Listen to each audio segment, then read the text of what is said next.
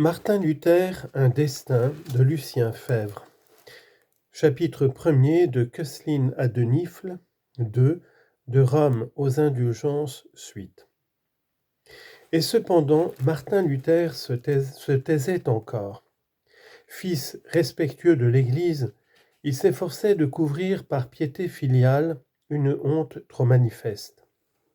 Il reprenait en silence sa vie de méditation, de prière, d'enseignement aussi et de prédication.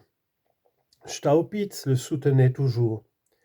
Désireux de lui céder sa chaire d'université, il le faisait sous-prieur des Augustins de Wittenberg et l'obligeait à passer le 4 octobre 1512 sa licence en théologie.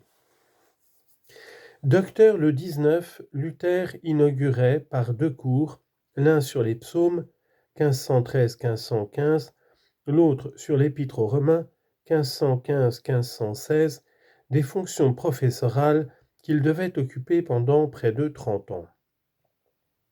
Et peu à peu, se dégageant enfin de liens étouffants, il commençait à se forger une théologie personnelle. Comment et quelle ? Les historiens naguère ne s'en enquéraient point. Kuhn n'a pas une ligne, dans les 200 premières pages de son livre, pour noter la marche entre 1505 et 1517 des idées religieuses de Luther, et quand surgit l'affaire des indulgences, son lecteur ignore tout des sentiments déjà fort rassurés du réformateur. Quant au modèle de Kuhn, les historiens allemands de sa génération, ils se réfèrent simplement au texte de 1545 que nous signalions plus haut. Vieilli, proche de sa mort, Luther y retrace en la déformant la courbe de son évolution. Dans une page célèbre qu'on ne songeait point alors à critiquer, il nous montre l'angoisse que faisait naître en lui le mot de saint Paul dans l'Épître aux Romains, Justitia Dei revelatur in illo. La justice de Dieu est révélée dans l'Évangile. La justice de Dieu, justice d'un juge inexorable sans doute, inaccessible aux faiblesses et aux compromissions, et qui, faisant comparaître devant lui les humains, pèse les cœurs et les actions avec une terrifiante impartialité. Mais une telle justice n'était-ce point cruauté ? Par elle, la créature n'était-elle point vouée nécessairement à la mort et aux châtiments éternels ? L'homme déchu, comment se serait-il montré autre que méchant ? Livré à ses seules forces, comment ce débile aurait-il accompli des actions méritoires ? Et Luther de s'indigner contre un Dieu qui, même dans son évangile, lorsqu'il annonçait aux créatures la bonne nouvelle, prétendait dresser devant elles l'échafaud terrifiant de sa justice et de sa colère. Jusqu'au jour où son esprit s'illuminant soudain, le moine comprenait que la justice dont parlait saint Paul, la justice que l'Évangile révélait à l'homme, c'était la justice dont vit le juste par don de Dieu s'il a la foi. La justice passive des théologiens, celle par laquelle Dieu dans sa miséricorde nous justifie au moyen de la foi, selon qu'il est écrit « Le juste vivra par la foi ». Romains chapitre 1 verset 17. Et sans se soucier d'approfondir ces formules peu claires, sans se demander si le sexagénaire de 1545 reproduisait avec exactitude les démarches intimes du religieux de 1515, les historiens concluaient avec le réformateur, citation, « Aussitôt je me sentis renaître, les portes s'ouvrirent toutes grandes, j'entrai dans le paradis. L'écriture tout entière me révélait une autre face. » Fin de citation. Dans la découverte du docteur, il saluait sans plus le germe fécond d'une Église nouvelle. C'est alors qu'en 1517, devant Luther, comprimant à grand-peine, retenant au fond de son cœur enchaîné des paroles frémissantes, un affreux scandale éclatait publiquement.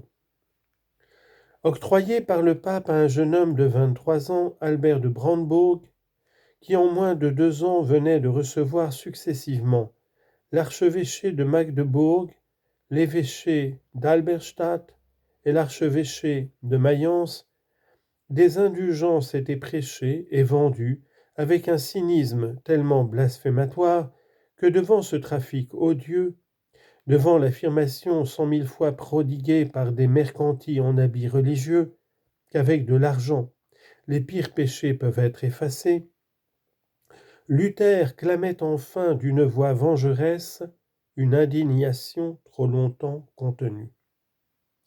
D'un bout à l'autre d'une Allemagne saturée d'abus, écœurée de honte, excédée de scandales, mais où déjà l'affaire Reuchlin et quelques autres avaient dressé les esprits libres contre la barbarie rétrograde et l'obscurantisme intellectuel et moral des scolastiques, sa parole ardente résonnait furieusement. Un écho formidable l'amplifiait. En quelques jours, en quelques semaines, l'Augustin révolté devenait une puissance. Il reprenait, pour la faire aboutir dans un furieux élan, l'œuvre avortée des grands conciles réformateurs. Il reprenait aussi, pour leur donner leurs conclusions nécessaires, les vœux de ces intellectuels clairvoyants mais timorés qu'un Érasme, jusqu'alors, semblait inspirer et qui prétendait, par le culte bienfaisant des lettres humaines, libérer l'élite de toutes les barbaries, de toutes les tutelles d'une scolastique et d'une théologie dégénérée.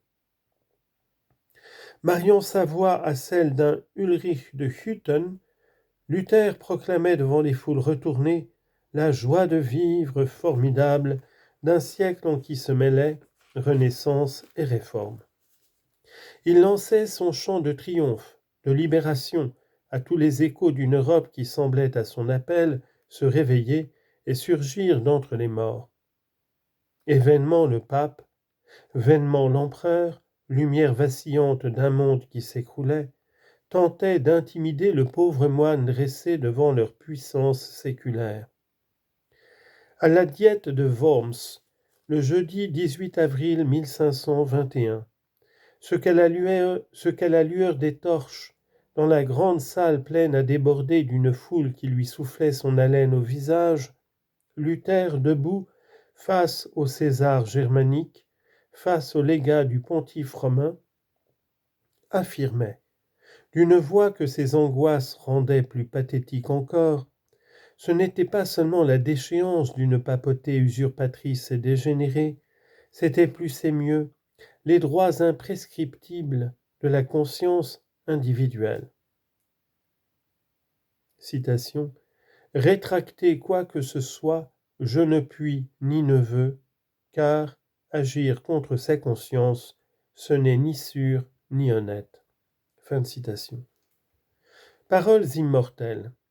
S'élargissant à la mesure de l'humanité, et d'autant plus irrésistible que son esprit craignait, que sa chair tremblait, à l'heure même où sa parole montait sans défaillance vers les puissances coalisées du passé médiéval, le pauvre moine, dans son habit grossier, et qu'avait d'abord étonné le faste et l'apparat d'une assemblée princière, devenait pour des siècles le héros magnifique du monde moderne. Il créait, en la proclamant, son incomparable dignité humaine.